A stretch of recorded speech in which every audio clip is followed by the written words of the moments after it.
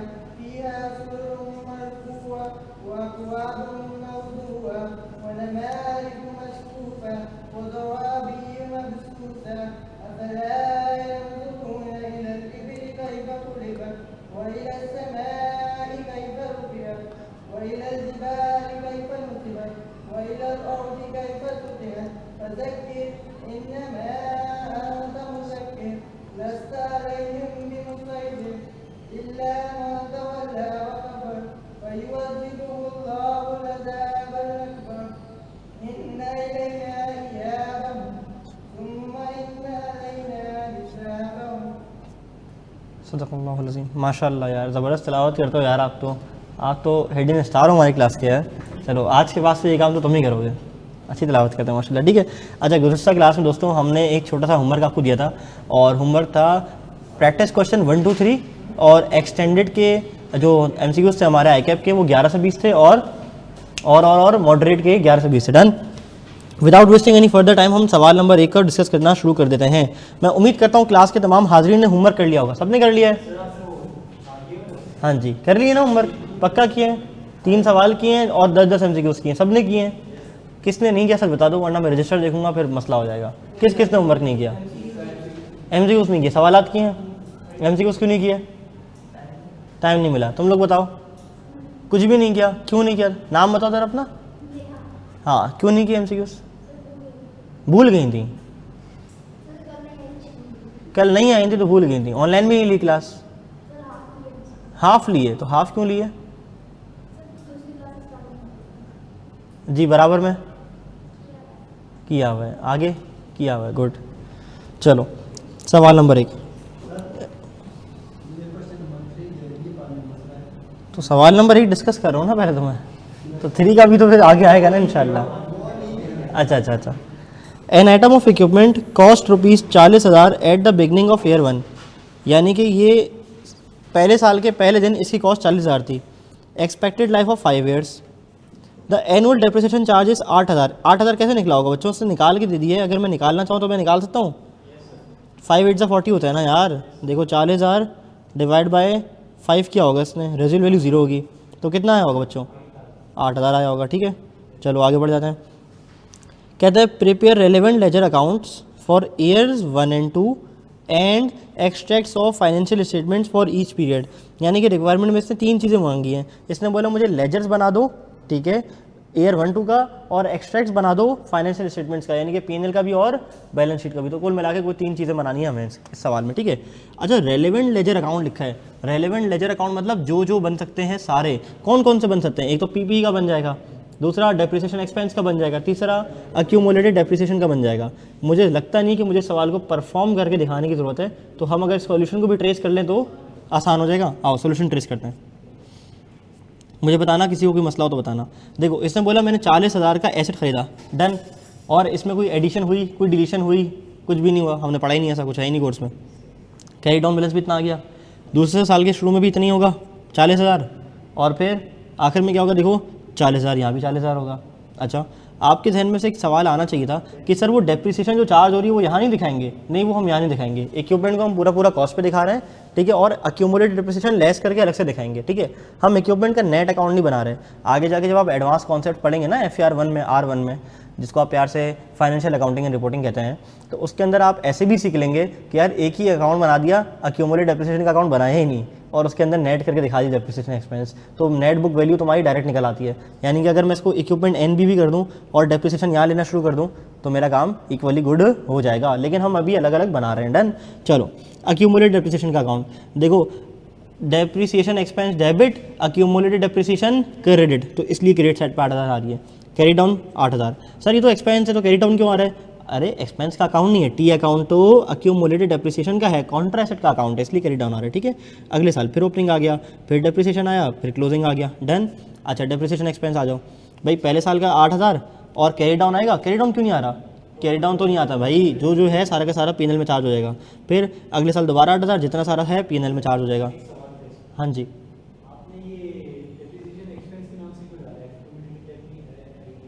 ये है ना अक्यूमुलेट के ऊपर है ना,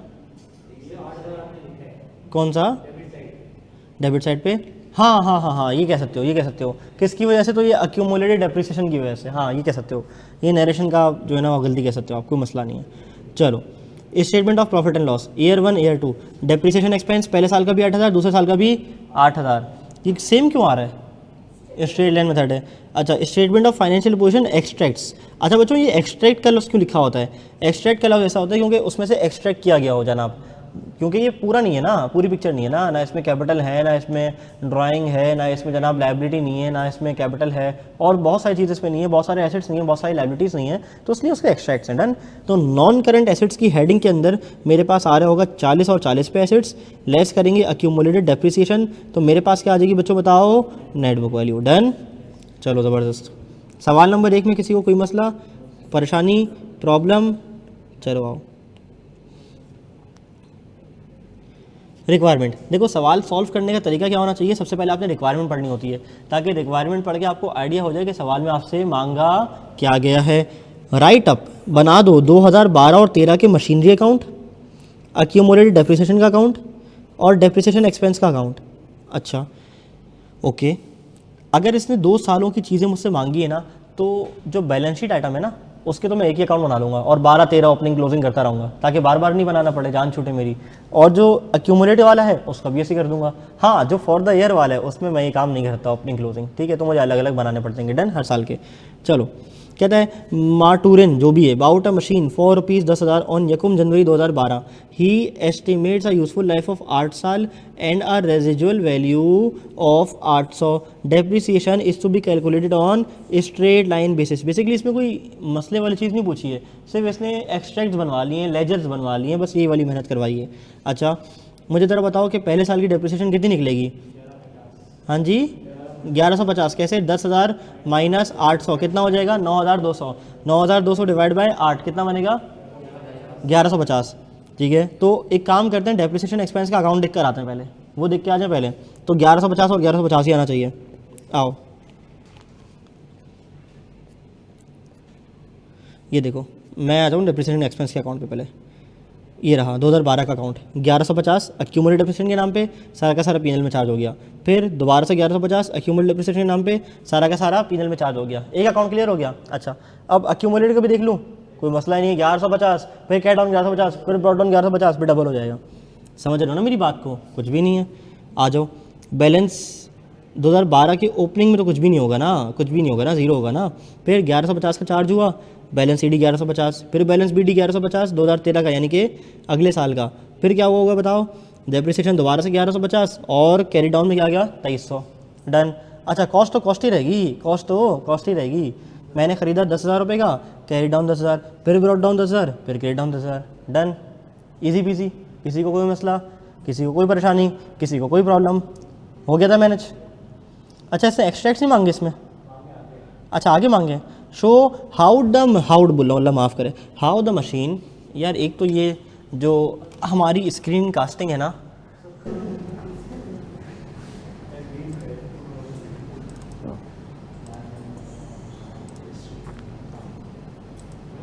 चलो show how the machine would be presented in the statement of financial position as at 31 December 2012 and 2013।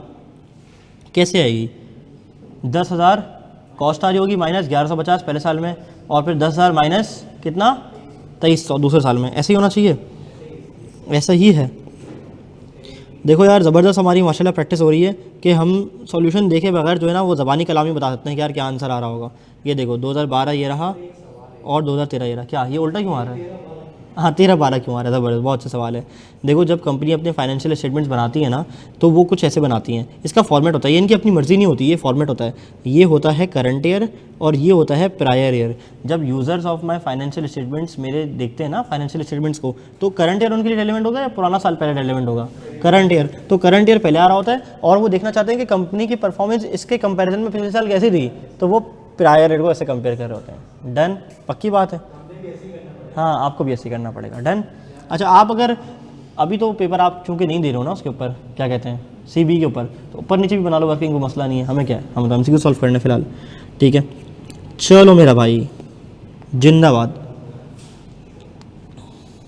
Okay सवाल नंबर 3 हमारी स्क्रीन पे ये रहा। Sophie has commence business on 1 January 2010। Sophie ने परचेज़ किए हैं कैश पे ये वाली 3 मशीनें। तो मैं क्या करूं? कुछ करना होगा ना जब तुम्हें बता रहा है। ओके देखते हैं क्या करना है। सोफ़ी की policy is to charge a full year depreciation in the year of purchase irrespective of the date of purchase. कहते हैं भाई रिगार्डलेस डेट ऑफ परचेज क्या हो, मैं जब भी परचेज़ की हो मैंने पहले साल में पूरे साल की डेप्रिसिएशन चार्ज करनी है, वो उसकी पॉलिसी है। ठीक है। The reducing balance method is use to calculate depreciation. अब देखो उसने लिख के बता दिया कि ये मेरी पॉलिसी है कि मैं फुल ईयर की डेप्रिसिएशन चार्ज करता हूँ। ठीक है उसकी पॉलिसी तो कोई मसले वाली बात नहीं है, क्या टेंशन है, वो फुल ईयर चार्ज कर ले। ठीक है। अच्छा accounts are prepared to 31 December each year. Prepare the machinery account and the accumulated depreciation account showing the charge to the depreciation account for the year।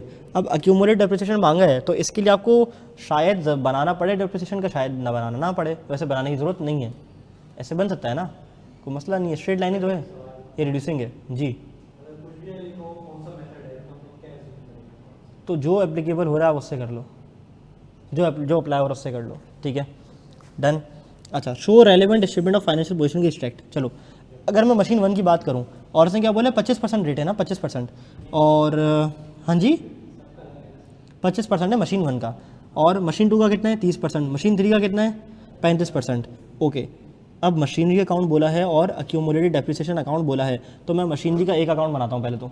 ठीक है मशीनरी का एक अकाउंट बनाता हूँ और 2010 2011 2012 तीनों सालों में बनाना पड़ेगा। ठीक है तो मशीन 1 मेरे पास 2010 में आ रही है, उसका डेप्रिसिएशन कितना है 25%। तो पहले साल में 4,225% लग जाएगा, कितना 1050, फिर 1050 का 75% आ जाएगा।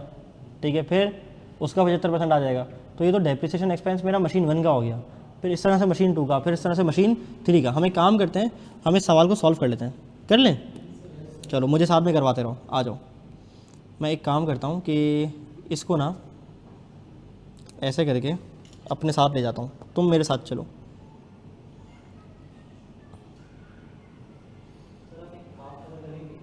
क्या चीज़?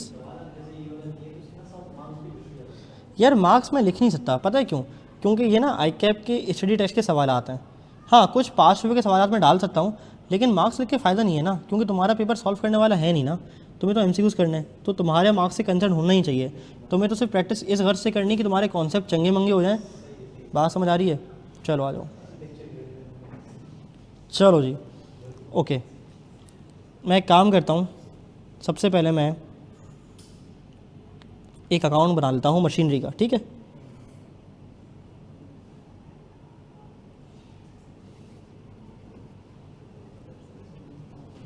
मशीनरी तो कॉस्ट पे रहेगी ना भाई। क्यों? बोला तो है उसने, बोला तो है बनाने का। अच्छा मुझे बताओ 2010 में मैंने ईयर ऑफ परचेज है ना मेरा पहला 2010। अच्छा मैं काम करता हूँ, पेन को हल्का कर लेता हूँ थोड़ा सा। कितना? 4,200 की ख़रीदी है। ये बैंक या कैश की वजह से ख़रीदी होगी? कैश पे ख़रीदी है। ठीक है, तो 2010 का कैरी डाउन कितना है? 4200। 2011 का ब्रॉड डाउन क्या है? फिर 2011 में कुछ खरीदा है? 5000 की मशीन खरीदी है। किस पे? कैश पे? अच्छा, और फिर कैरी डाउन? हाँ जी, 9200। फिर 2012 में ब्रॉड डाउन कितना? 9200। फिर कोई मशीन खरीदी मैंने कैश पे 3500 की। ज़रा बताओ कैरी डाउन कितना है? 12700। वाह यार, हिसाब से लाइन खींची थी, पूरी पूरी पड़ गई। ठीक है, आओ एक और लाइन मारें कॉपी पे।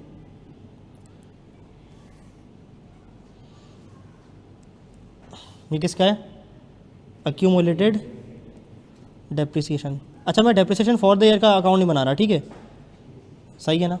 अच्छा, अब मुझे एंट्री तुम लोग बताओगे, depreciation expense debit, accumulated depreciation credit. अच्छा, मैं अगर बोलूँ मशीन 1 ना, 2011 में तो मशीन 1 थी ना? 2011 में 2010 है, ये हो गई मेरी मशीन 1। मैं ऐसा कर दूँ, मशीन 1 कितनी? 1050। कैसे आया? 4200 मल्टीप्लाई बाय 25%। ठीक है, अच्छा फिर मुझे बताओ कैरी डाउन आएगा 2010 का कितना? अच्छा, फिर ब्रॉड डाउन आ जाएगा 1050। अच्छा, अब मुझे बताओ, क्या मैं पहले 2010 के अंदर, एक सेकंड, ये मैं 2011 है ना, 2011 का ब्रॉड डाउन है, तो क्या मैं पहले डेप्रिसिएशन एक्सपेंस मशीन 1 का बुक कर लूँ जल्दी से? कितना? 1050 का 75%, ऐसा हो जाएगा? कितना? 787। अच्छा, मुझे बताओ डेप्रिसिएशन एक्सपेंस मशीन 2 का भी आएगा अब? कितना? 1500। कैसे? 5 3 15, 5000 का 30%, 1500। अच्छा, फिर कैरी डाउन कर दूँ फ़ौरन? 3337। अब मुझे बताओ ब्रॉड डाउन 2012 का कितना? 3337। अच्छा, मुझे बताओ डेप्रिसिएशन एक्सपेंस मशीन 3 का कितना? अच्छा सॉरी, 1 का और 2 का होगा ना पहले तो। ज़बरदस्त ज़बरदस्त, sorry. Machine 1, machine 2, machine 3, machine 1 का कितना होगा? 1050, सॉरी 787 ना, 787 का 75% कितना? 591। फिर मशीन 2 का कितना? 1500 का 30%, कितना? सॉरी 70%, कितना? 1050। फिर तीसरी मशीन तो अभी अभी आई है ना, ज़रा बताओगे इसको देख के? 3500 का 35%, 3500 का 35%, क्या? 1225। चलो बताओ, 6203। ज़बरदस्त। ओके, अगर मैं अब क्या करूँगा, relevant statements of financial position है ना। अच्छा, अब मैं क्या करूँगा, यहाँ पे देखो, मैं एक हेडिंग डाल रहा हूँ आपके सामने,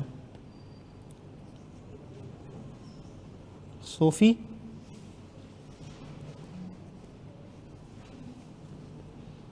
स्टेटमेंट ऑफ फाइनेंशियल पोजीशन के एक्सट्रैक्ट्स एज ऑन, चलो एज ऑन छोड़ दो, क्योंकि फिर मुझे 2 साल के बनाने पड़ेंगे ना, मुझे 3 साल के दिखाना है।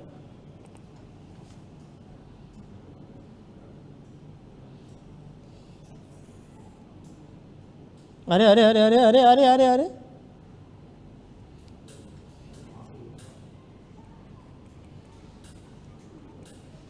चलो अब ज़रा मुझे बताओ 2010 12 2011 2010, ऐसा ही है?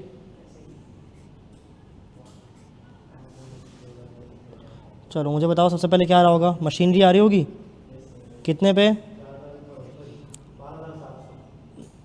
12,700, ज़बरदस्त 12,700। ये 12,700 कहाँ से आया भाई, ये 12,700 यहाँ से आया, ठीक है।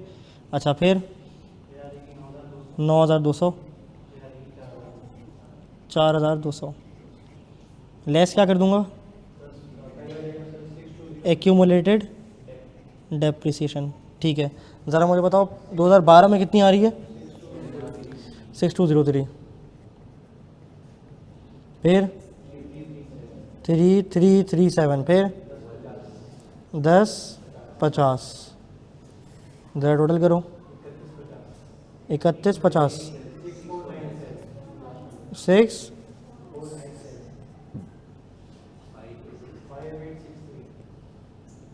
फिर ठीक है। अच्छा अगर मैं इसके साथ साथ यहाँ पे पीएनएल के एक्सट्रैक्ट्स भी बना लूँ, स्टेटमेंट ऑफ प्रॉफिट और लॉस के एक्सट्रैक्ट बना लूँ, 2012, सॉरी मांगा नहीं है, किसके मांगे हैं, फाइनेंशियल पोजीशन ही मांगे बस, पीएनएल के नहीं मांगे, कोई बात नहीं हम बना लेते, प्रैक्टिस हो जाएगी। 2013, सॉरी 2011, 2010, चलो डेप्रिसिएशन में लिख नहीं रहा, मुझे अमाउंट बता दो बस। अच्छा 2011 की कितनी थी, 10 की कितनी थी, 1050, 2011 की कितनी थी, 337, ना मारूंगा, 337 पक्का पक्का,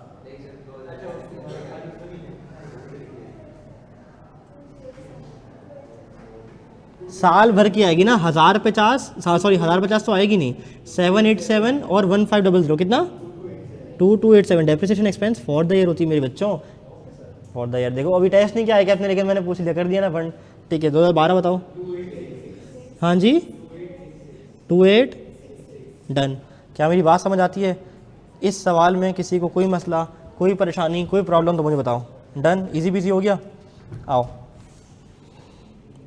अच्छा मुझे पता भी नहीं है किताब में कैसे सॉल्व हुआ है आंसर, चल के देखते हैं। हाँ जी किताब में गलती है, बात तो सही है, अरे खैर है वो, शहज़ादा है वो, चलो यही आ रहा है। अच्छा मार्किंग भी करी हो डेप्रिसिएशन की, वाह यार हम तो लेजर में ही पड़गा दिया सब, डन हो गया। तो सवाल नंबर कब से कब तक कर लिया हमने, बोलो बच्चों, 1 2 3 कर लिए। अब हमारा अगला टारगेट क्या था, आई कैप के एमसीक्यूज़ में जाएंगे और वहाँ 11 से 20 फुड़काएंगे, ऐसा ही है, फुड़काना है, करना जो भी करना है, चलो 11 से लेकर 20 तक करने, शाबाश। जिसने नहीं किया वो शुरू कर दे, जिसने नहीं किया भी कर ले।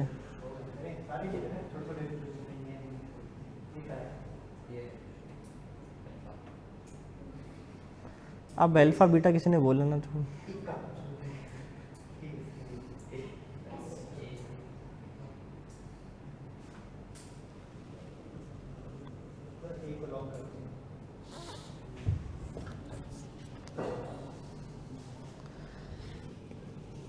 Construction of Vinayak's limited new store began on यकम April 2019, the following cost were incurred on the construction, freehold land 4,500, architect का खर्चा, site preparation, material, direct labour, legal fees, general overhead, क्या नहीं आएगा, बाकी सब आएगा। चलो बताओ कितना आया,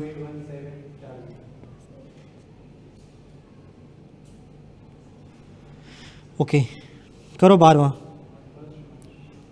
ऑन यकम March 2010 Earth Limited EL purchase and upgrade package from Sun Limited, कौन पेन बजा रहा है यार, नहीं करो ना प्लीज़, नहीं करो भाई, at a cost of ₹18 million. Upgrade package किस बात का भाई, for the machine it originally purchase in 2008, upgrade करना, लग तो ऐसे रहा देख के शायद कैपिटल एक्सपेंडिचर की बात कर रहा होगा, ठीक है।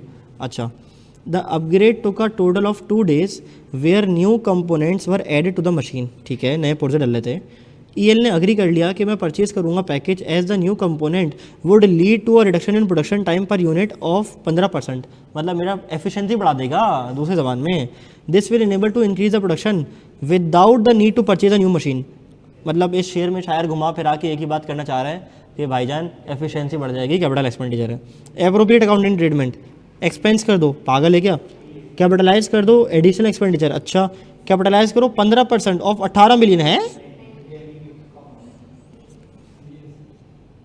A machine price was 1 million and was carried through a truck. The truck fare was 20,000. Engineers ने चार्ज किए 45,000। शर्म नहीं आती है पूछते हुए? आई कैप है ना, अभी तो मॉडरेट और एग्जाम के रेकर पे आना, फिर मैं आपसे बात करूंगा।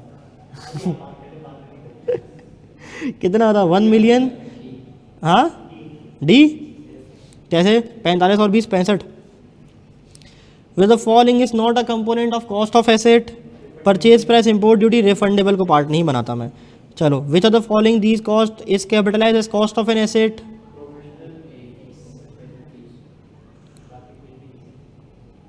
Is capitalize as cost of asset. हाँ, सर्वेयर को बुलाता हूँ, इंजीनियर को बुलाता हूँ, done. The following is not capitalize as a directly attributable cost of machine, site का प्रिपरेशन, टेस्टिंग की cost, carriage inwards, installation and assembly. Carriage inward देख के लगेगा कि यार होना चाहिए। फिर किस चीज़ का कैरेज इनवर्ड है? For fuel. यूजेबल कंडीशन में लाने के लिए फ्यूल ज़रूरी है? नहीं, इंस्टॉल हो गई उसके बाद तो उसका छोटा मोटा खर्चा है। एक एंटिटी ने सिविल वर्क बिल लिया है अपने कॉन्ट्रैक्टर से 5,80,000 का for construction of a new guard room and repair of sewerage system. उसको लगता है कि 15% टोटल बिल रिलेट करता है रिपेयर से। क्या अमाउंट कैपिटलाइज करनी चाहिए? तो उसका 85% कैपिटलाइज कर दो, क्या बनता है? सी। अच्छा, on 22 February N equipment was purchase for 8 lakh rupees.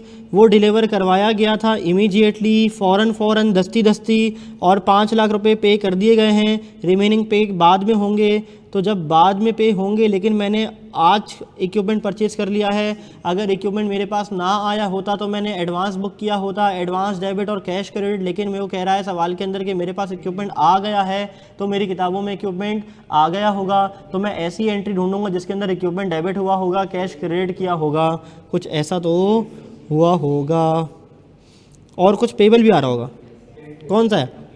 8 lakh से वो आ गया और बैंक चला गया। और बस जो तुम्हारे जहन में एंट्री आ रही ना, ऐसी चीज़ों के लिए क्या करा करो, पहले एंट्री बना लो।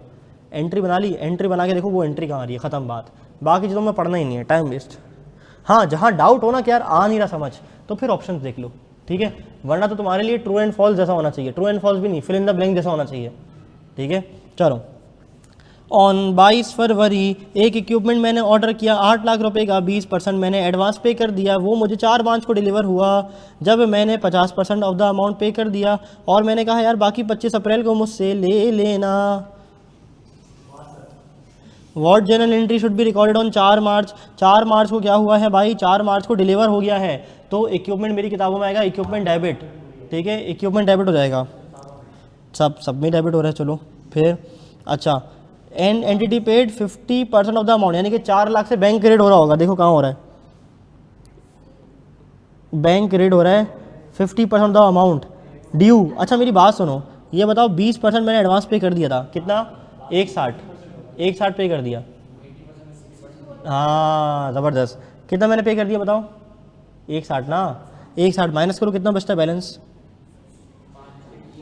हाँ जी, बैलेंस कितना बनता है? 640 बनता है, 640 बनता है। अब मैं ऐसा ऑप्शन ढूंढूंगा जिसमें इक्विपमेंट पूरे से आ रहा होगा और मैंने इस बैलेंस का 50% पे किया होगा। ज़रा 50% निकालो, कितना बनता है? 320। देखो कौन सा ऑप्शन आ रहा है। इक्विपमेंट डेबिट 320 से बैंक क्रेडिट और 320 से पेबल क्रेडिट। चलो ये तो सही है। और बाकी क्या था? एडवांस था। बात समझ आ रही है? इजी पीजी, डन है। तो पहले खुद परफॉर्म करना है, फिर आंसर में ढूंढना है। शाबाश। ऑन 22 फरवरी एक इक्विपमेंट मैंने ऑर्डर किया था 8 लाख रुपए का, 20% मैंने एडवांस पे किया था। वो डिलीवर हुआ मुझे 4 मार्च को। 50% मैंने बिल पे किया और मैंने बोला बाकी मैं 25 अप्रैल को पे करूँगा। क्या एंट्री बनाऊँ मैं 4 मार्च को? ये तो सेम लग रहा है। फिर क्या बोल रहे हैं? वो अमाउंट ड्यू पे था, अमाउंट टोटल भरे, 19-20 का फ़र्क है। क्या फ़र्क है इसमें बताओ? इसके अंदर वो बोल रहा है कि मैंने ऑर्डर किया था 8 लाख का, 20% एडवांस पे कर दिया था। वो तो वहाँ भी किया था।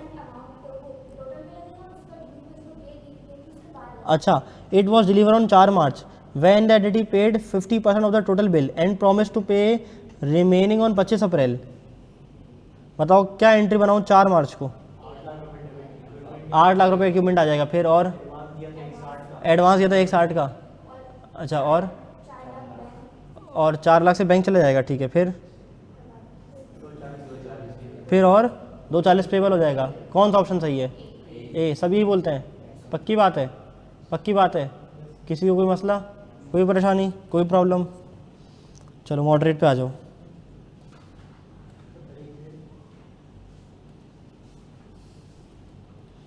मॉडरेट पे आ जाओ।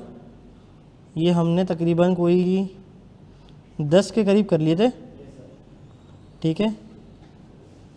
चलो 11 से शुरू हो जाओ। करवा रहे हो फिर मुझे सॉल्व? पक्का? चलो मेरे बच्चों,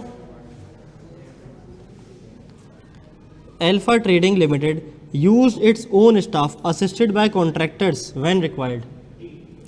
अबे पढ़ने तो दे। To construct new warehouse for its own use. वो कॉस्ट बताओ जो कैपिटलाइज नहीं कर सकता। सफाई सुथराई की साइट की सफाई सुथराई कर सकता हूँ। सर्वेयर की फीस, ठीक है। अपने स्टाफ की वेजेस जो मैंने करी हैं टाइम कंस्ट्रक्शन के ऊपर, ठीक है। प्रोपोर्शन ऑफ एडमिन कॉस्ट नहीं कर सकता। The following statement is correct. In SOFP, accumulated depreciation should be deducted from the cost of the depreciable asset. In statement of financial position should be shown on carrying amount of depreciable asset. क्या कह रहे? Should be shown. क्या should be shown? हाँ जी, should be shown on carrying amount of the depreciable asset. carrying amount show करते हैं। फिर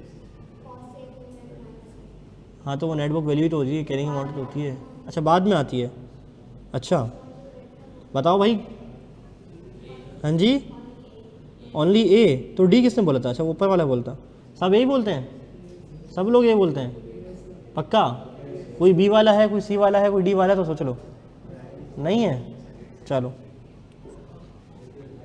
यार लड़कों, मेरी जान प्लीज़ यार, बातें नहीं करोगे ना अगर, तो मुझे खुशी होगी कि आप लोग बातें नहीं कर रहे, ठीक है। चलो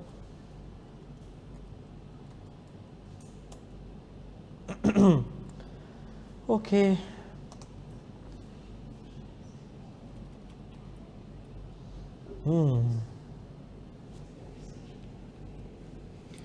Which two of the following items should be capitalized within the initial carrying amount of an atom of plant?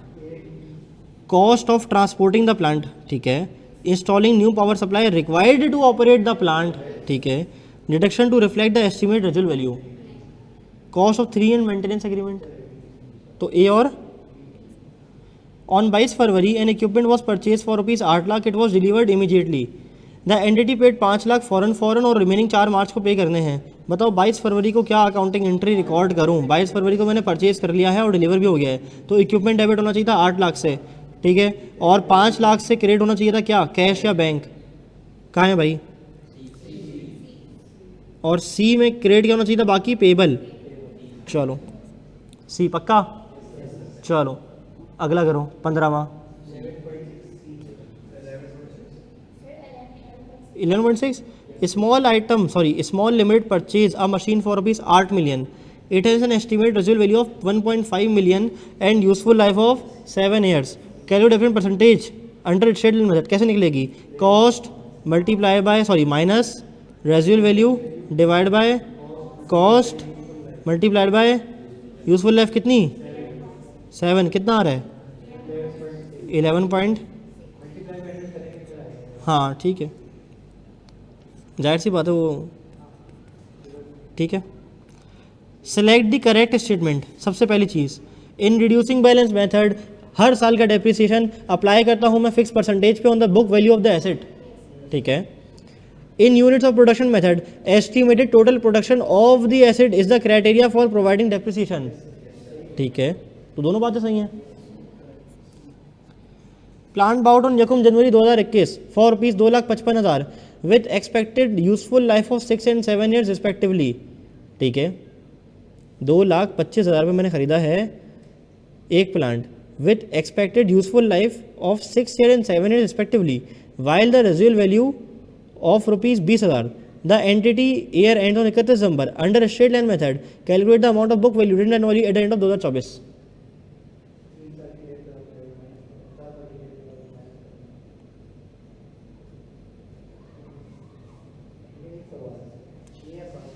हाँ, मैं भी यही सोच रहा हूँ।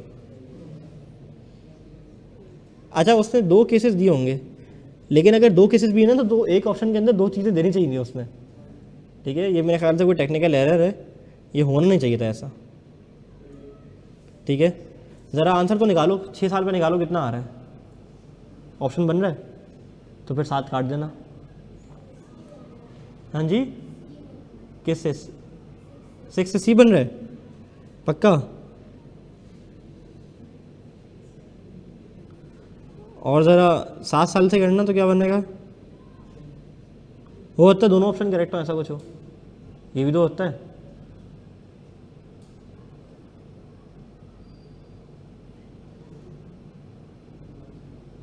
अब ज़रा करो उससे, 7 से करो। हाँ जी, 7 से कुछ बन रहा है? नहीं बन रहा 7 से कुछ। वैसे तो सी है इसका, नहीं आ रहा ना, तो फिर ये 7 साल काट दो, पागल हो गया है, गलती से लिख दिया होगा। चलो, subsequent expenditure on non current asset should be capitalize if it meet the criteria for recognizing of an asset. Whether following statement is correct regarding the capitalization of expenditure, सारे एक्सपेंस हमेशा कैपिटलाइज होंगे, सिर्फ improvement non current asset की capitalize होंगी। Repairs and improvement should always be capitalize. Repairs non current asset should be capitalize but improvement should be expense. नहीं भाई नहीं, भी सही है। नहीं, मैंने बोला मैंने कंपाइल किए, कोई एमसीक्यू मैंने खुद नहीं बनाया, क्योंकि दुनिया भर में जब से मैं अकाउंटिंग पढ़ रहा हूँ, जब से वो पढ़ाई जा रही है, तो डिफरेंट किताबों में इवन हो सकता है कुछ ऐसे एक्सपेंस बोल रहा हूँ, कुछ ऐसे एमसीक्यूज़ भी हों उस किताब के अंदर जो आईकैप की पुरानी किताबों में हुआ करते थे, अब नहीं है। इसी तरह से जो मेरी किताब के अंदर एक्सटेंडेड प्रैक्टिस क्वेश्चंस हैं, मैंने खुद नहीं बनाए, कहाँ से लिए कुछ। अच्छा, मैंने ना सोचा मैं थोड़ी सी होशियारी करता हूँ, आईकैप ने होशियारी के साथ होशियारी की हुई है। अच्छा, मैंने ना पुरानी आईकैप की किताब डाउनलोड करी, जब वो 100 नंबर का पेपर हुआ था ना लिखने वाला, मैंने उसके 5 पेपर्स निकाले। मैंने बोला चलो ये वाले 5 पेपर्स ना किताब में डालता हूँ, ताकि 5 पेपर की ही प्रैक्टिस हो जाए हमारी, अच्छे जो सवाल आईकैप ने पूछे पहले। तो मैंने देखा कई सवाल ऐसे थे जो आईकैप ने एग्जाम्पल्स दी हुई ना किताब के अंदर, वो अपने पुराने 5 पेपर की दी हुई हैं। एग्जाम्पल आईकैप ने खुद नहीं बनाई, पुराने 5 पेपर उठा के डाल दिए। फिर मैंने थोड़ी सी और होशियारी करी, मैंने ठीक है जो 5 पेपर आईकैप में नहीं डाले वो मैं एक्सटेंडेड प्रैक्टिस में डाल देता हूँ। इसीलिए तुम्हारा इन्वेंट्री का जो हैंड आउट है वो 83 पेजेस का बना है। उसको बनाते बनाते यकीन करो मेरी हालत ख़राब हो गई। इन्वेंट्री शेयर तो किया 83 पेजेस का,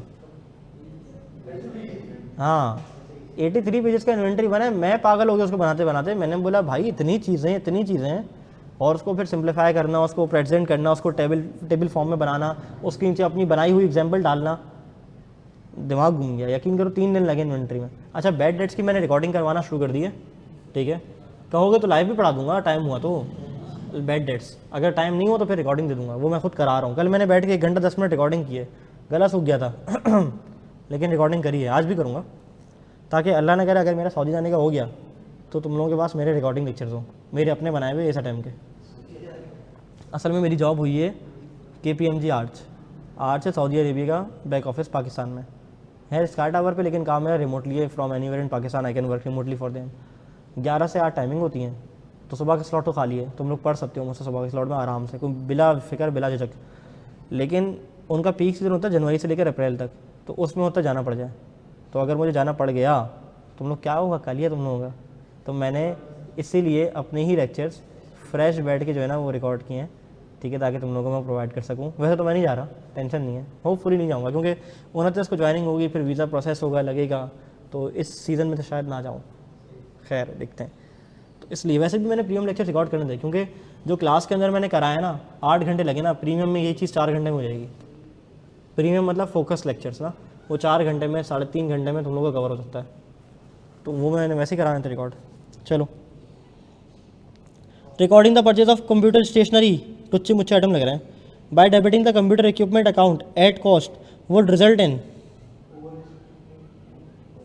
क्या बोल रहे हैं अगर स्टेशनरी डेबिट करनी थी लेकिन तुमने इक्विपमेंट डेबिट कर दिया, ओवरशूट हो जाएगा क्या?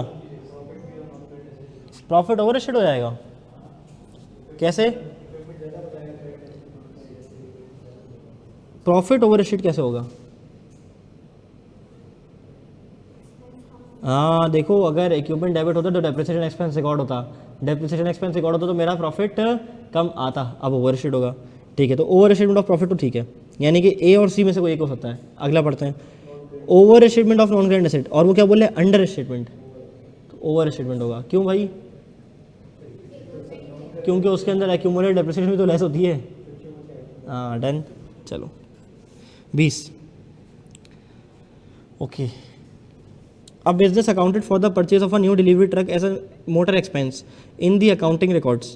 What is the effect of this error upon the profit for the year and also upon the carrying value of the assets included in the statement of financial position before the error is corrected?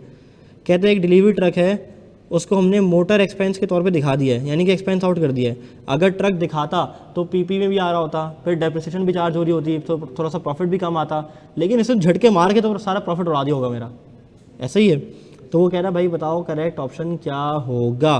Profit for the year under state हो जाएगा, asset over state हो जाएंगे, profit over state हो जाएगा, asset sorry statement of financial position over state हो जाएंगे, profit कम हो जाएगा, अंडर स्टेट हो जाएगा। क्यों? क्योंकि झटक से सारा मार दिया होगा ना एक्सपेंस आउट, जबकि क्या करना चाहिए था, आहिस्ता आहिस्ता करना चाहिए था। तो अंडर स्टेटेड ऑफ प्रॉफिट तो सही है, यानी कि ए और सी में से हो सकता है। और एसेट कह रहा है अंडर स्टेट हो जाएंगे, हाँ क्योंकि सारा का सारा एक्सपेंस मार दिया ना। डन, सी डन।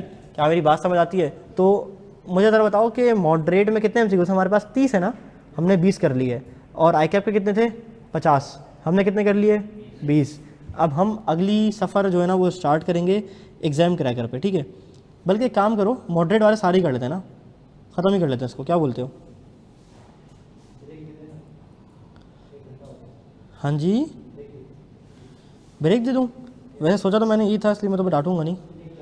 तो अभी असर का टाइम भी हो गया ना हमारा, असर का हो जाएगी, वरना असर का ब्रेक ले लो, नमाज। अब पढ़ो, the purpose of depreciation is to what?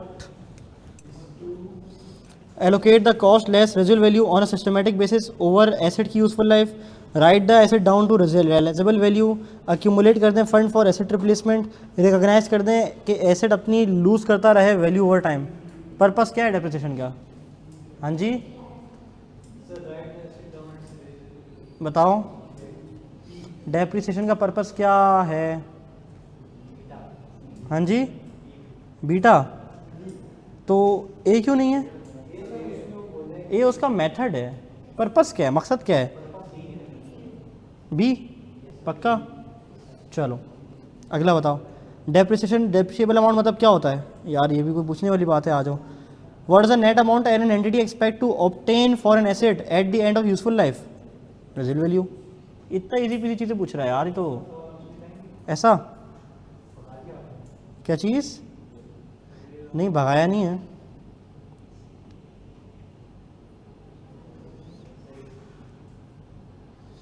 अच्छा 23 ना कीज़ में हुआ हुआ है, आंसर कीज़ में बी, इसको ए कर लो, आंसर की में बी की जगह ए कर लो, ठीक है? रेजिडुअल वैल्यू आंसर है ना इसका, ठीक है? अच्छा एक और काम करो कि डेप्रिसिएशन के नोट्स में जो हमारे कोई मिस्टेक अगर आइडेंटिफाई हो रही तो मुझे लिख लो एक जगह, मुझे बता देना फिर। हाँ जी, 22 का भी लिखा हुआ है, 22 का भी बी है, ठीक है? उसको भी सही कर लो, ठीक है? अच्छा वो मेरे ख्याल उल्टा पुल्टा हो गया उससे। अच्छा और नोट्स में एक जगह याद है, वो आर द प्रैक्टिस क्वेश्चन के बीच में सोल्यूशन आ गया था, वो एक छोटा सा एरर था, वो कोई लिख लो कोई एक बंदा, और फिर मुझे व्हाट्सएप कर दो, चैप्टर तो खत्म हो ही रहा है ना, ताकि मैं उसको वहाँ अपडेट कर दूँ ताकि किताब में सही प्रिंट हो जाए, ठीक है? चलो, huge limited purchase a machine for 6 million, इसकी एस्टिमेटेड सैलवेज वैल्यू है 1 मिलियन, यानी कि डेप्रिसिएबल अमाउंट कितनी है? 5 मिलियन। 5 साल पे डिवाइड करो तो 1 मिलियन का आ जाएगा। ये देखो मैंने बगैर पढ़े बता दिए, तो ऐसी क्या कुछ भी नहीं है। तो small limit purchase machine for 8 million, resale value है 1.5 मिलियन, यूजफुल लाइफ है 7 साल। अब नहीं परसेंटेज के ऊपर है, बोला परसेंटेज बताओ क्या निकलेगी? कैसे? पीछे भी था। An item of plan was purchase for 1 April 2008 for rupees 2 million, 25% पे डेप्रिशिएट करता हूँ रिड्यूसिंग बैलेंस मेथड पे, residual value eight the end of 5 years क्या होगी? फॉर्मूला लगाएंगे कौन सा? वो जो रेट वाला फॉर्मूला था, हाँ कौन था?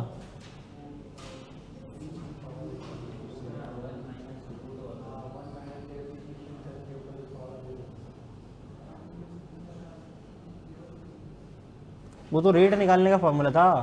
अब रेट तो मुझे पता है, तो उसमें से मिसिंग क्या है?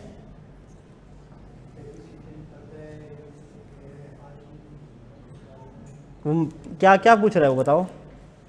रेजल वैल्यू पूछ रहे हैं, नेटवर्क वैल्यू पूछ रहा है। हाँ निकाल लोगे, कैसे निकालोगे? कैसे माइनस करोगे?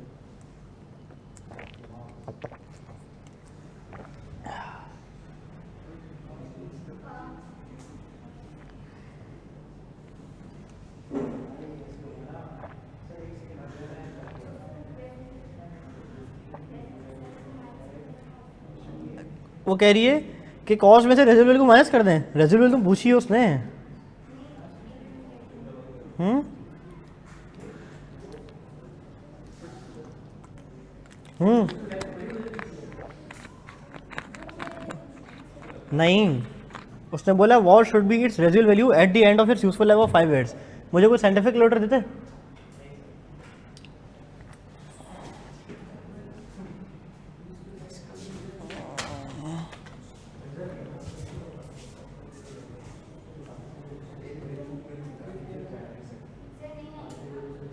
क्या नहीं होगी?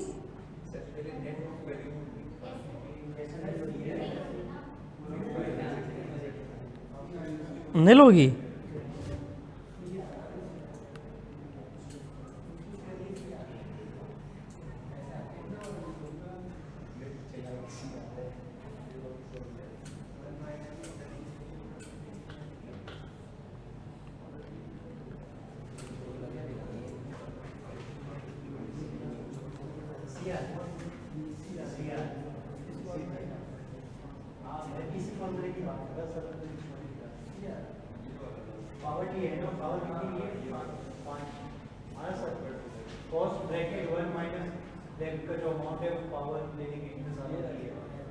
अच्छा फिर जो आंसर आया उसको माइनस कर दीजिए, उसमें से कॉस्ट में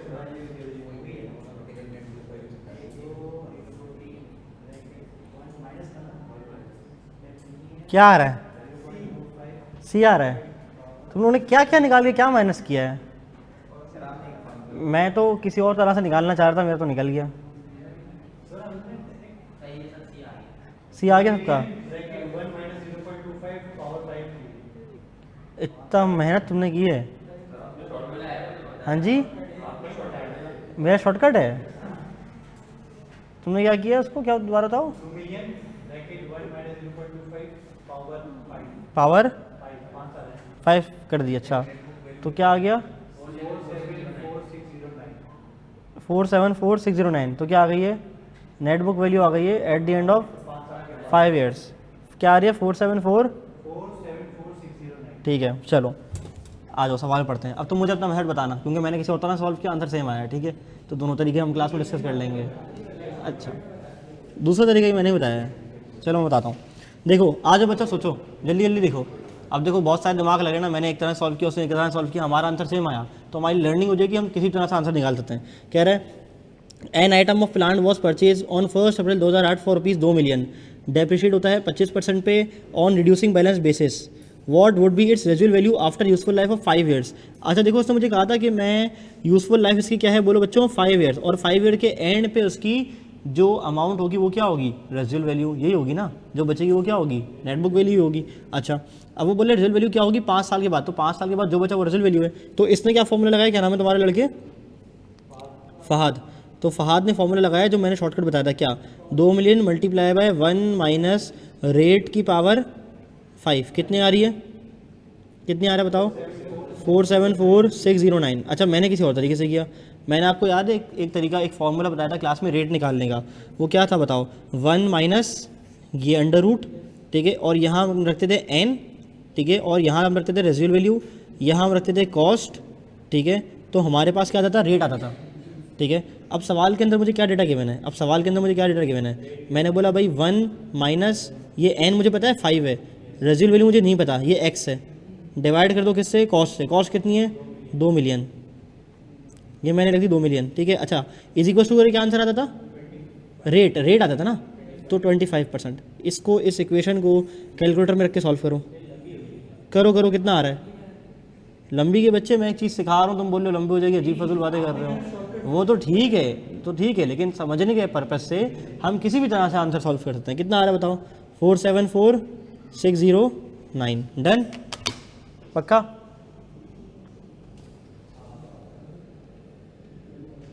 डन, यही आ रहा है।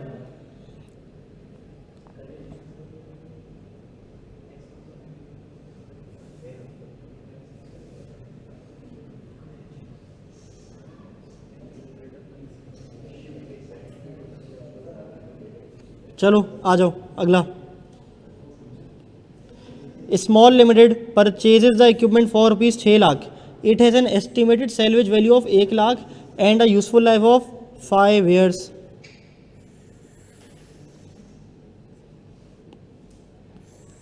छः lakh cost, result value lakh, useful life 5 साल की।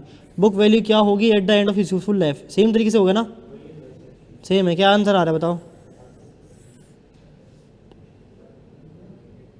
कर लो, ऐसे कर लो, 6 लाख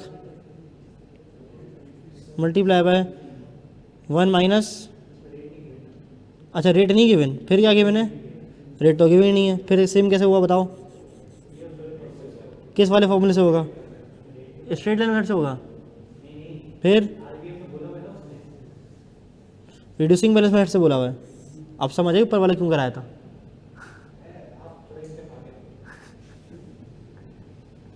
अगर ऊपर वाला फॉर्मूला नहीं बताता तुमसे होता नीचे वाला, हाँ पर बताया होता, याद आ रहा है। चलो शाबाश, बताओ ज़रा क्या आंसर होगा। नहीं हो रहा, 1 माइनस ये, यूजफुल लाइफ कितनी दी हुई है, 5 साल। रेजल वैल्यू पूछी है इसने, बताई हुई है कितनी, 1 लाख। कॉस्ट कितनी है, हाँ 6 लाख। तो इससे तो रेट आएगा, रेट कितना आ रहा है, 30। तो अब इस रेट को इस्तेमाल करूँगा, करो कैसे, 6 लाख मल्टीप्लाई बाय 1 माइनस 25% की पावर 5, 30 सॉरी 30% की पावर 5, कितना आ रहा है,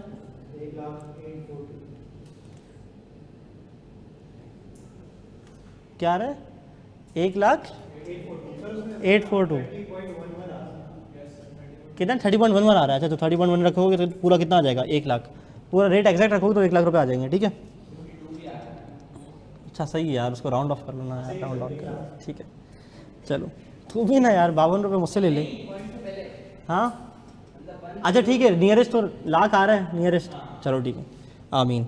small limit purchase machine for rupees 8 million, estimated residual value है 1.5 मिलियन, यूजफुल लाइफ है 7 साल की। डेप्रिसिएशन परसेंटेज बता दो यार, परसेंटेज बता दो, कैसे बताओगे, 1 माइनस लाइफ कितनी है, 7 साल। मांग रेजिडुअल वैल्यू पता है कितनी है, 1.5। कॉस्ट कितनी है, 8, कितना आ रहा है, हाँ जी,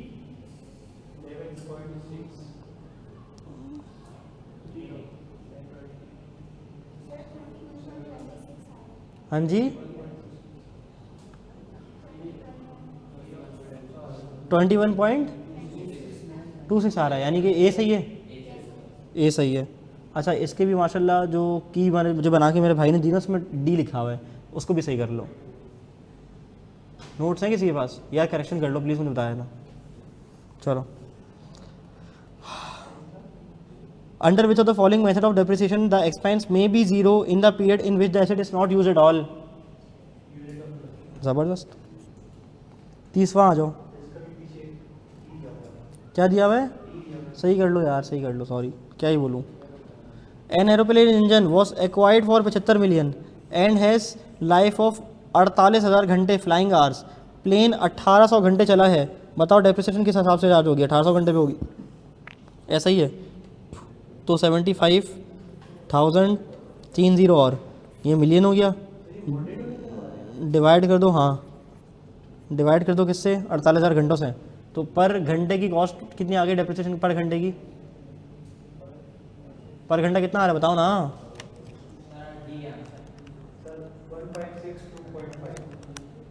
1562.5।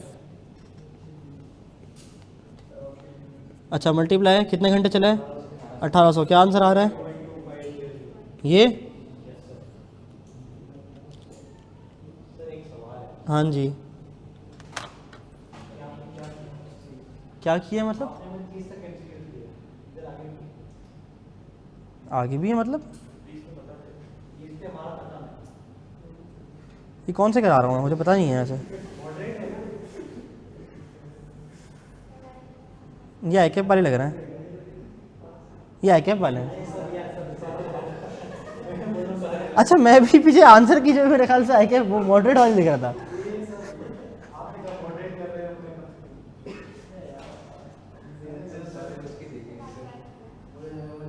ऐसी मैं खाली पीली में दिल में बंदे को गालियां दे रहा हूँ जो मेरा टीम मेंबर है।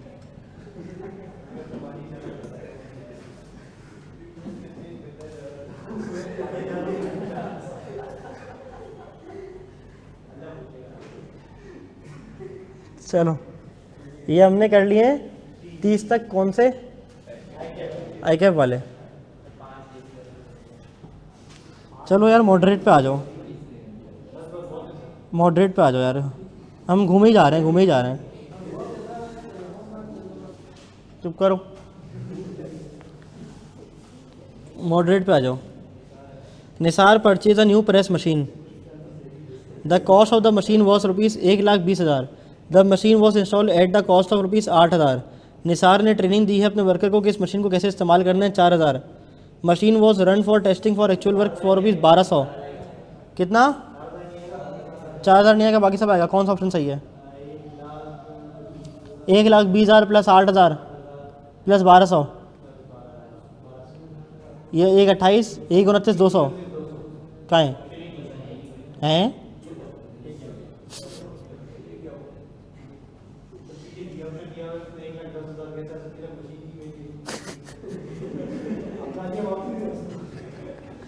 सही दे रहा था ना मैं।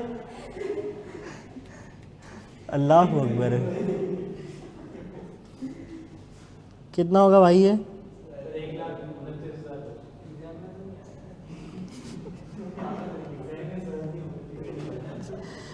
अब प्लांट इज एक्वायर्ड ऑन यकम जनवरी 2007 at a cost of rupees 35,000। Estimated residual value जो है ना वो 5,000 है। एस्टिमेटेड यूजफुल लाइफ कितनी है? 8 साल। कंपनी यूज़ करती है straight line method of depreciation. On यकम जनवरी 2010 मैनेजमेंट रिवाइज करती है टोटल एस्टिमेटेड लाइफ 10 साल। The balance in the accumulated depreciation account on 31 December 2010 would be. देखो मैंने 35,000 का प्लान लिया ना, ठीक है। अच्छा फिर डेप्रिसिएशन कैसे करता हूँ? स्ट्रेट लाइन पे। तो रेजिडुअल वैल्यू माइनस होगी कितनी? 5,000। ये हो गया 30,000। 30,000 को डिवाइड कर दूंगा किससे? 8 साल से। तो एक साल की डेप्रिसिएशन कितनी आएगी? 3,750। अच्छा वो कह रहे हैं कि यकम जनवरी को मैंने सोचा कि एस्टिमेटेड लाइफ अब 10 साल है, सॉरी 3 साल बाद सोचा कि लाइफ कितनी है? 10 साल है। अच्छा मुझे एक बात बताओ कि 2007, 2008, 2009 का डेप्रिसिएशन कितना होगा? बताओ कितना?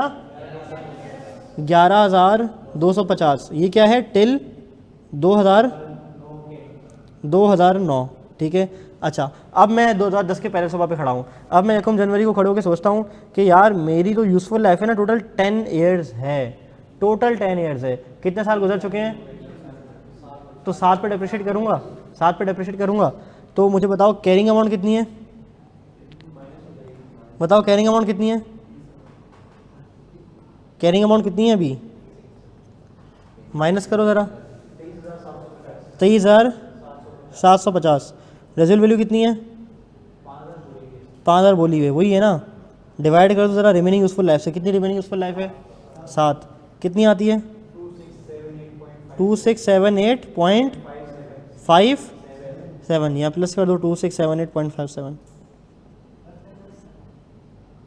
अक्यूमुलेट आ जाएगा। 11,250 प्लस 2678.57 कितना आ रहा है? 13,928। चीता है यार आपका भाई।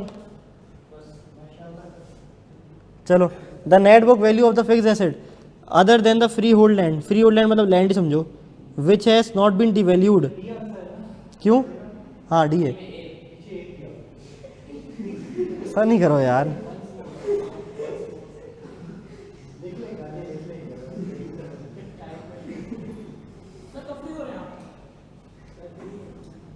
सर 6 तक क्लास है, 6 तक क्लास है, क्या करना है? चल बे हट। नहीं भाई मौसीकी होती है उधर, मैं नहीं जाता। कौन सी? कहाँ पे? केडी कारसाज में। कितने बजे? हारिस जा रहा है? हारिस कहाँ है? हारिस है कहाँ?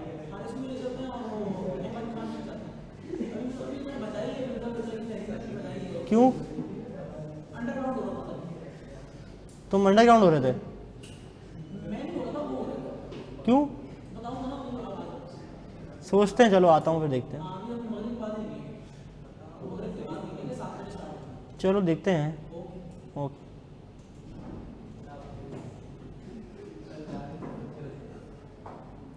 The net book value of a fixed asset other than the freehold land which has not been devalued is the amount it cost to acquire, the amount it would cost to buy on a similar asset, the amount it cost to acquire less aggregate total depreciation charge on it, the amount it cost to acquire it less estimate scrap value.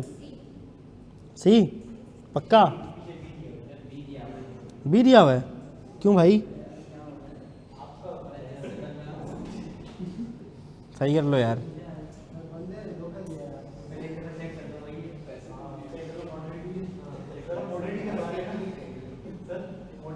यार करवा तो मैं moderate ही रहूँगा इससे।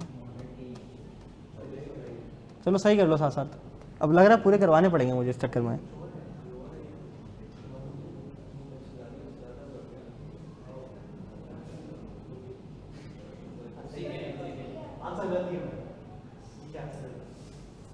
Ali purchase new printing machine costing ₹80,000।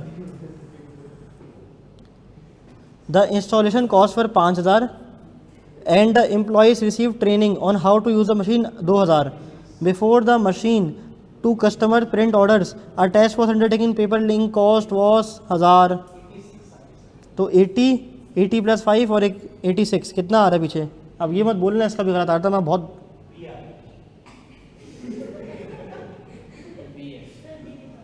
यार मेरे ख्याल पता है क्या हुआ होगा, इससे कोई नंबरिंग आउट हो गई है।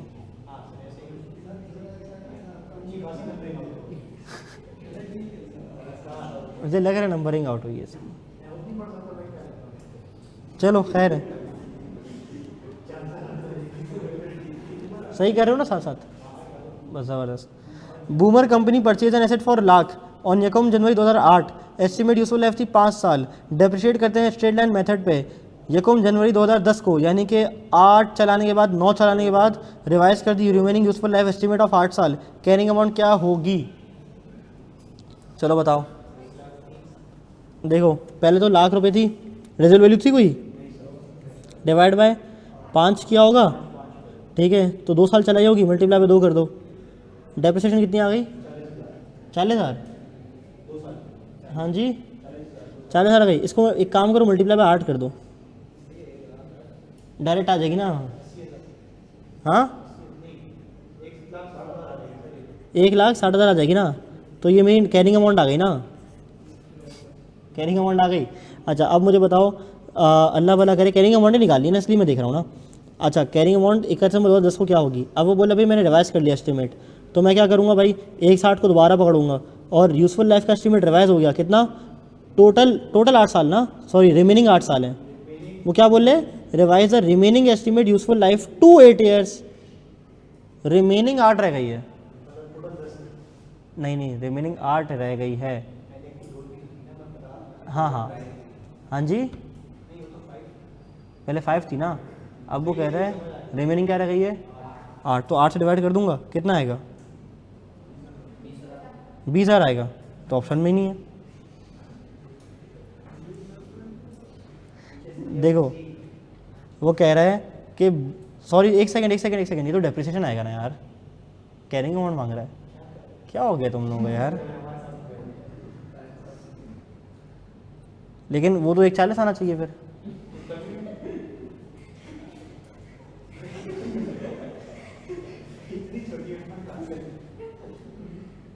देखो मैं वही सोच रहा हूँ, देखो मेरी बात सुनो, बूमर कंपनी ने एक एसेट परचेज किया है 1 लाख रुपए का, एस्टिमेटेड यूजफुल लाइफ थी 5 साल, डेप्रिशिएट करते हैं हम स्ट्रेट लाइन मेथड पे, तो 2 साल का डेप्रिसिएशन चार्ज होगा कितना कितना 20-20-40, तो कैरिंग अमाउंट आ गई कब मेरी ये यकम जनवरी 2010 को, ऐसा ही है ठीक है। फिर उसने बोला revise the remaining estimated useful life to 8 years, यानी कि अगर ये बोलते ना कि टोटल 8 है तो फिर मैं देखता कि कितने निकल गए, अब इसने बोला टोटल कुल जिंदगी ही 8 बाकी है, तो divide by remaining useful life करूंगा, कितना आ गया बोलो 20,000 आ गया। अब ये मांग क्या रहा है कि बताओ कैरिंग अमाउंट क्या होगी, बताओ कैरिंग अमाउंट क्या होगी, तो कैरिंग अमाउंट इसकी होगी 160 माइनस 20,000 इज इक्वल टू 1,40,000, ठीक है 1,40,000। अब एक काम करो, बी क्या आंसर हुआ पीछे, बी हुआ है ना, इसको 1,40,000 कर दो। पता नहीं यार ये क्या हुआ है, शुरू के एमसीक्यूज तो बिल्कुल ठीक हुए थे। हाँ चलो ठीक है आगे बढ़ जाओ, शुरू के एमसीक्यूज इतने अच्छे आंसर हुए हुए थे, आगे जाके लगता है किसी ने फुड़का दिया। भाईजान वो बोल रहा है मुझे ज़रा बताओ 2010 के एंड पे इसकी कैरिंग अमाउंट क्या होगी, वो मैं कैसे निकालूंगा। उसने मुझे बोला भाई 2 साल तक तो नॉर्मल 10 साल में डेप्रिशिएट किया मैंने, तो 20-20 हज़ार कितनी आ गई मेरी बोलो, हाँ जी 40 आ गई, 40 आ गई मेरे के पास, क्या बोलो डेप्रिसिएशन आ गई 2 साल की, तो कैरिंग अमाउंट कितनी बनेगी, हाँ जी 60 बनेगी कैरिंग अमाउंट। अच्छा ये 160 क्यों लिखा, तो तुम लोग ने लिखवाया ना यार, अल्लाह के बंदो यार तुम लोग क्या लोग हो यार, ऐसा नहीं किया करो ना यार, ऐसा नहीं किया करो ना यार, ऐसा नहीं किया करो। 60,000 ठीक है, चलो 60,000 आ गया डेप्रिसिएशन। अब मुझे बताओ दोबारा से 60,000 डिवाइड बाय 8 कितना बनता है, हाँ जी 7,500। अब 60,000 माइनस 7,500, अल्लाह के बंदो यार ये कैलकुलेशन एरर नहीं करवाया करो मुझसे प्लीज़ यार।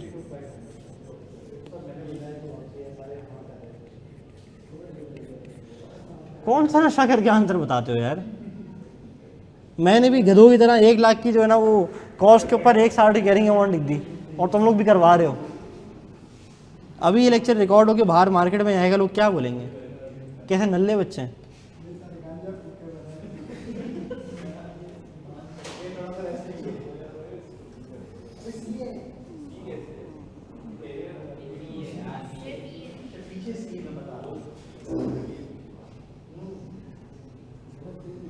चलो यार आ जाओ।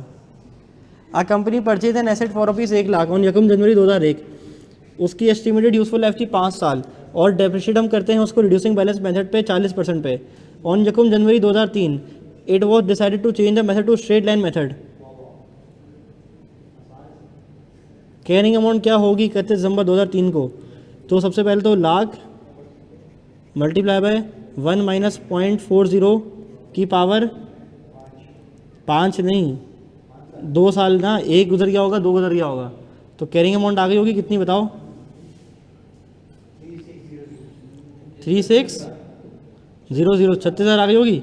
अच्छा अब इसने क्या बोला भाई कि मैं स्ट्रेट लाइन पे जाऊंगा, 5 साल थी, कितने साल गुजर चुके हैं 2 साल, तो 3 साल बाकी हैं, करो ज़रा 12,000 आएगा, 64 डिवाइड बाई 3 हो जाएगा, क्यों तो 36 किसने बताया मुझे ये, मैंने डेप्रिसिएशन नहीं मांगी, मैंने कैरिंग अमाउंट मांगी है यार, अल्लाह के वली हूँ क्या कर रहे हो यार।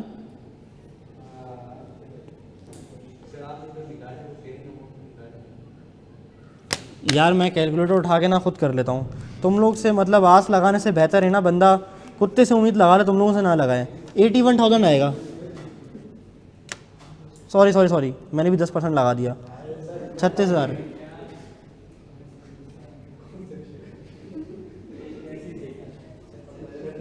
36 ही सही था, ठीक है ठीक है। अब वो बोलता है भाई कि ऑन यकुम January 2003 it was decided to change the method to straight line method. मुझे बताओ ज़िंदगी कितनी थी? 5 साल थी, ठीक है। 2 साल इस्तेमाल हो गए, अब पीछे यूज़फुल लाइफ कितनी रह गई है? 3 साल। तो कितना आंसर आएगा? 12,000।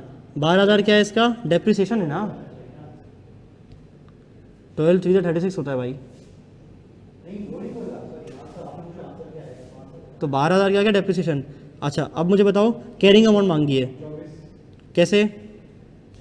36 माइनस 12 कितना हो गया? कितना? बी, यही आ रहा है।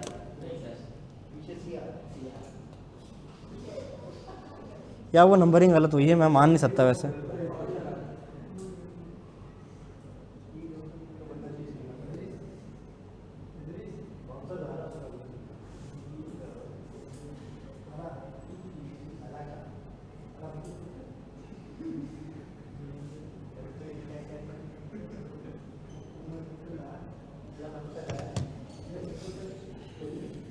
चलो, ऑन यकुम January 1993 a firm bought a machine for 4,200।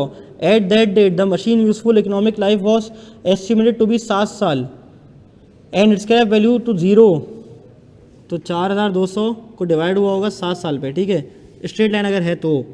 अच्छा फिर वो कह रहा है 1995 को, यानी कि 2 साल का डेप्रिसिएशन चार्ज होने के बाद, 2 साल का डेप्रिसिएशन चार्ज होने के बाद इसकी कैरिंग अमाउंट कितनी रह गई होगी? बताओ। 4,200 divide by 7 multiply by 2, 4,200 minus answer 3,000, ये कैरिंग अमाउंट रह गई होगी, ठीक है। कैरिंग अमाउंट 3,000 रह गई थी। हमने बोला भाई री एस्टिमेट कर दिया हमने economic life to be 5 years in total, remaining नहीं, टोटल। टोटल 5 साल, कितने गुजार चुका हूँ मैं? 2 साल। तो पीछे कितने बचे? 3 साल बचे। अच्छा मुझे बताओ पर ईयर की डेप्रिसिएशन कितनी? 1,000। पर ईयर की कितनी डेप्रिसिएशन? 1,000। अच्छा वो मुझे कहता है, और स्क्रैप वैल्यू भी मैंने एस्टिमेट कर ली कितनी? 300 पे, 300 पे, 300 पे। तो 3,000 माइनस 300 डिवाइड बाई 3। अब बताओ कितना आ रहा है? 3,000 minus 300 divide by 3, 900। Done. X is a trader in office machinery. On 31 March, he purchased an office machine on credit from Y. Which section will increase the X का balance on 31 March? Machine खरीदी है यार, तो current asset, current asset, current liability, fix asset and fix asset and current liabilities. ये fix asset जो है ना वो बच्चों वाला नाम है, नॉन करंट एसेट का पुराना नाम है, वैसे हम नॉन करंट एसेट कहते हैं। तो क्या आंसर होगा बोलो? फिक्स एसेट ओनली सी। चलो 29वां करो। क्रेडिट पे लिए? हाँ जी, तो लाइबिलिटी बढ़ेगी ना, तो फिक्स एसेट और करंट लाइबिलिटी। अच्छा उधार पे लिए, sorry sorry sorry sorry sorry, उधार पे लिए, क्या लिखा हुआ है? ऑन क्रेडिट, सही है सही है सही है सही है, सॉरी। चलो, टू कंपनीज, सलातुल मगरिब, बस आ रहा हूँ ऑफ करके, बस मैं ऑफ करके आऊँगा, 2 MCQs रह गए। Two companies each purchase a car for 10,000 at the beginning of year 1। Company G करती है straight line method of depreciation at rate of 5% per annum, यानी कि वो 10,000 पे 5% लगाती होगी। लेकिन कंपनी एच जो है ना रिड्यूसिंग बैलेंस मेथड करती है 20% पर एनम पे। डिफरेंस क्या होगा डेप्रिसिएशन में फॉर ईयर 2?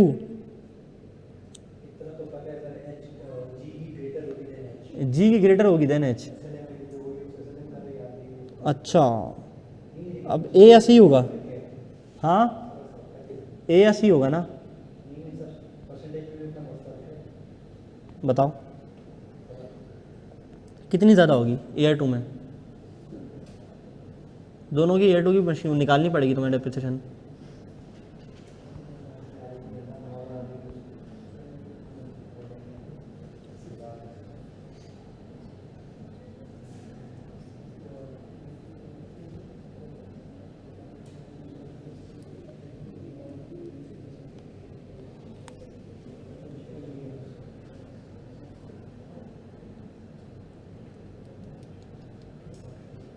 कितना आ रहा है?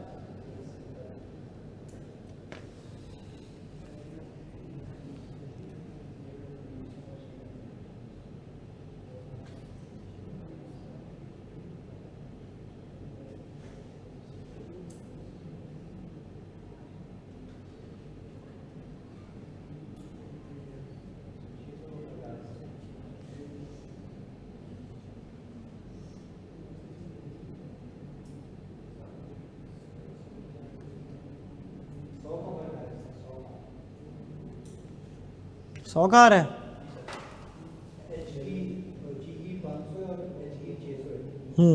तो कौन सा ऑप्शन सही है, ए या सी? हाँ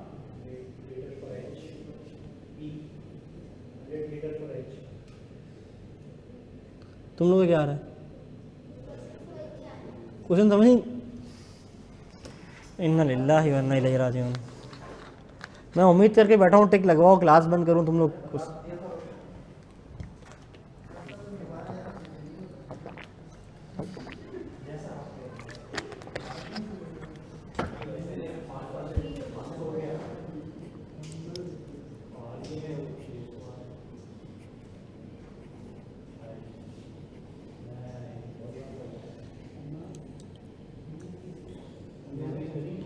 दस हज़ार का 5% कितना होता है?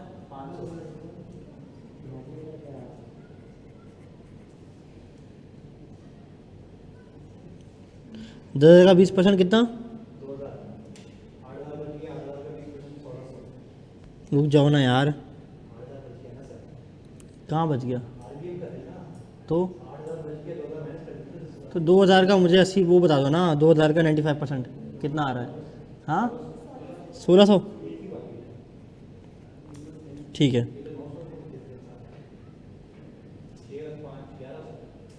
हाँ जी 1100 कैसे आ रहा है? Two companies each purchase a car for ₹10,000 at the beginning of year 1। Company G use करती है straight line method eight 5% per annum. तो कंपनी जी के लिए मैं क्या करूँगा, 10,000 को मल्टीप्लाई कर दूँगा 5% से। रुक जाओ यार, एक काम करो, मुझे कोई ढंग का कैलकुलेटर दो साइंटिफिक यार। ये रखो, चलने वाला दो यार कोई। ये दिया ना सही वाला। 10,000 मल्टीप्लाई बाय 5% कितना आ रहा है? 500, ठीक है। अच्छा अगले साल भी यही करेगा कि स्ट्रेट लाइन मेथड यूज़ कर रहे हैं, तो वो 10,000 के ऊपर 5% लगाएगा, कितना आ जाएगा? 500। अच्छा अब आ जाओ कंपनी एच पे। रिड्यूसिंग बैलेंस मेथड यूज़ करती है 20% पे, तो 10,000 का 20% कितना? 2,000। 2,000 का फिर 80% कितना? 1,600। डन। अच्छा अब क्या बोल रहे हैं, what will be the difference in the depreciation charge between the two companies for year 2। तो 16 में से तुम 500 माइनस कर दो, कितना आ जाएगा? 1100। 1100 कौन सा ऑप्शन है? हाँ ऑप्शन नहीं है, लेकिन आंसर तो यही है। 100 कैसे आ रहा था?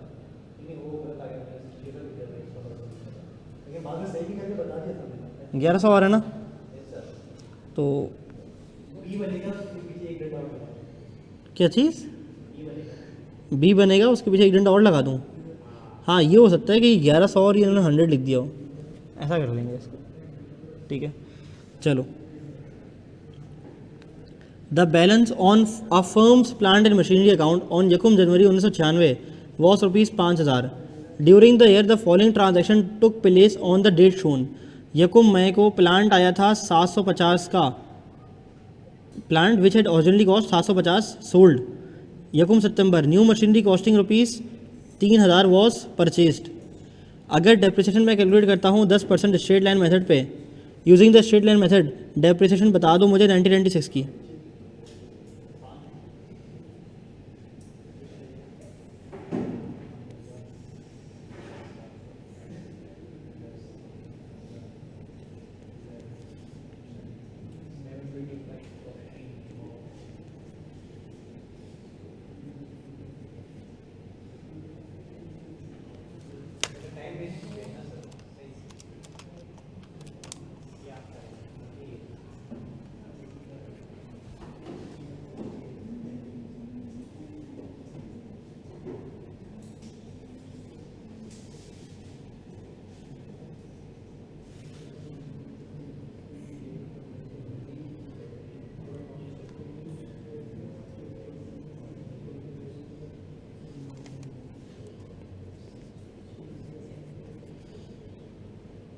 वैसे डिस्पोजल की कैलकुलेशन तुम्हारे कोर्स का पार्ट नहीं है,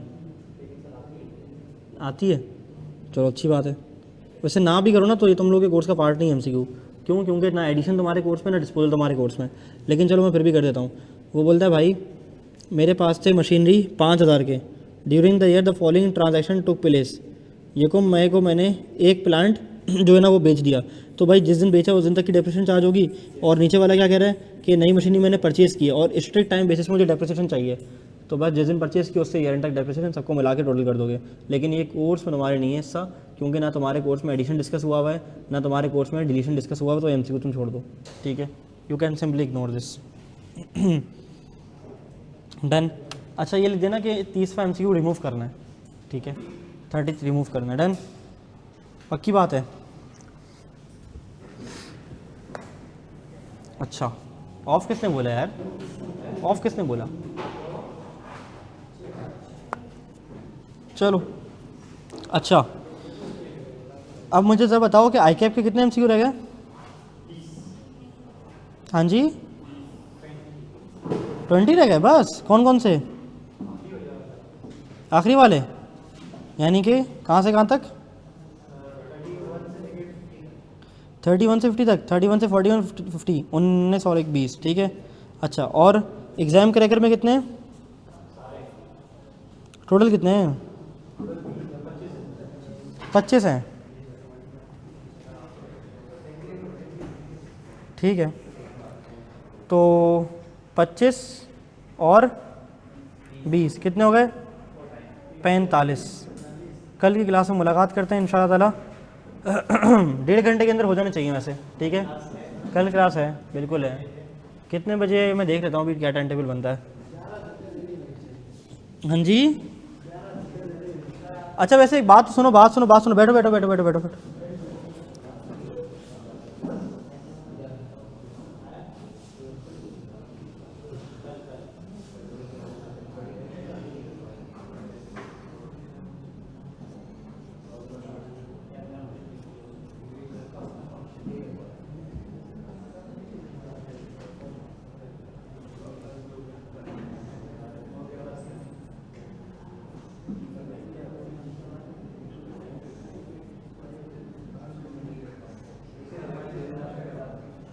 सवाल नंबर 4, सवाल नंबर 5, सवाल नंबर 6, सवाल नंबर 7। क्या चीज़? तुमसे पूछ के थोड़ी रखूँगा, कल ख़त्म कराना है टॉपिक। क्या? देखो अभी पढ़ लो, आखिर में ना दुआएं दोगे कि टाइम पे कोर्स ख़त्म कराया और चले गए। नहीं नहीं अभी नहीं दे रहे ना, वरना आखिर में रिजल्ट डे पे आते हो सर कोर्स इतना एंड में चला गया था ना कि सेल्फ स्टडी का टाइम नहीं मिला। तो थोड़ा सा ग्रिंड कर लो अपने आप को शुरू में, ताकि आखिर ये दिन अय्याशी करो, सिर्फ रिवीजन करो। डन। कल की क्लास में मुलाकात करते हैं। सवाल नंबर 4, 5, 6, 7 आपका होमवर्क है, मैं चेक करूँगा। ख़त्म हो जाएंगे ना 7 के बाद? एक्सटेंडेड भी दे दूँ क्या? एक्सटेंडेड वाले भी थे ना मेरे पास, तो वो सारे हो गए, वो सारे हो गए भाई। पीडीएफ इंशाल्लाह देखो हम कोशिश करेंगे हम क्लास में ख़त्म कर दें, बात समझ आ रही है? तो क्लास में ख़त्म कर लो पीडीएफ, वरना पीडीएफ तुम्हारे सर में तलवार बन के लटकती रहेगी कि यार सवालात नहीं हुए। और कोई आस पड़ोस के दोस्त तुम्हारे अगर आईकैप की किताब से पढ़ रहे हैं तो उनको तुम भरम करवा सकते हो कि आपके भाई ने आईकैप की भी सारे सवालात कर लिए, एमसीक्यूज़ भी कर लिए, वाले एमसीक्यूज़ भी कर लिए, वाले एमसीक्यूज़ भी कर लिए, ठीक है, और नए नए सवाल भी कर लिए। बात समझ आ रही है? तो सवाल नंबर 4, 5, 6, 7 आपने करके लाने हैं। रोना आएगा, किराया आएगा, कुछ भी करो, तिलावत लगाओ, ठीक है, जो सुनना है वो सुनो, जो देखना है वो देखो, ड्रामे लगाओ, सीज़न लगाओ, अल्लाह माफ़ करे, अस्तगफुरुल्लाह, ठीक है। और उसके बाद तुम सवाल सॉल्व करते रहो, लेकिन सवाल सॉल्व करो, ठीक है, लाजमी। सवाल नंबर 4, सवाल नंबर 5, सवाल नंबर 6, सवाल नंबर 7। ज़्यादा बोलोगे तो फिर मैं एमसीक्यूज़ पे भी आ जाऊँगा। हो जाएंगे? चलो कल की क्लास में मुलाकात करते हैं ना। बहुत सारा ख्याल रखिए, दवाइयाँ ला के इंशाल्लाह।